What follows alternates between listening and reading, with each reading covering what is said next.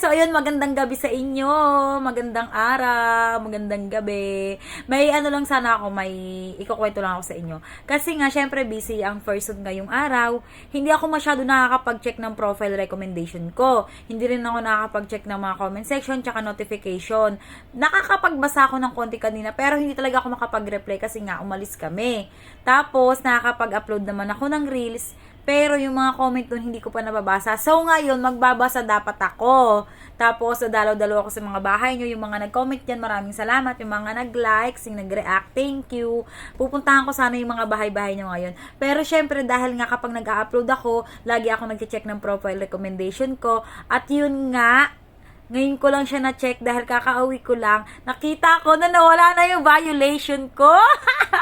After ilang mga 2 months din. 2 months din bago nawala yung violation ko. Actually, bago ako nagkaroon ng in-stream ads, kinabahan ako dyan kasi meron talaga akong violation na unoriginal content. At dahil nga syempre, nag-set up ako ng in-stream ads nun, kinabahan ako na baka mamaya hindi ako ma-approve. Nag-chat ako sa support. Tapos, ayun nga, ang sabi, mawawala din daw yun, hayaan ko lang daw, kahit hindi na daw ako mag-request. Pero sabi ko nga kasi kinakabahan ako, baka mamaya maging isa siya sa dahilan para hindi ako ma-approve sa in-stream ads. Pero na-approve ako.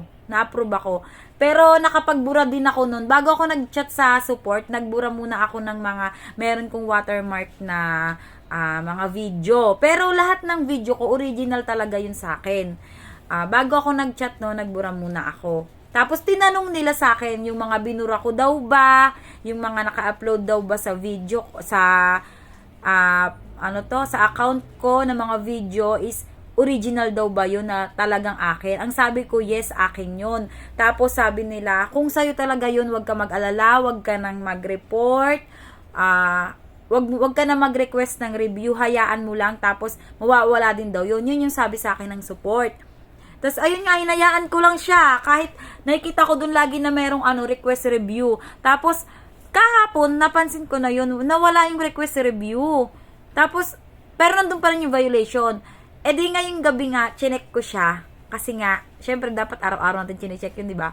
Wala na yung aking violation. So, ayun, hindi ko alam, pero masaya lang kasi 'di ba? Simula nung nagkaroon kasi ako ng violation na yun, talagang bumaba yung views ko lalo na sa reels. So ayun lang, maraming salamat po. Update ko lang naman kayo. Salamat.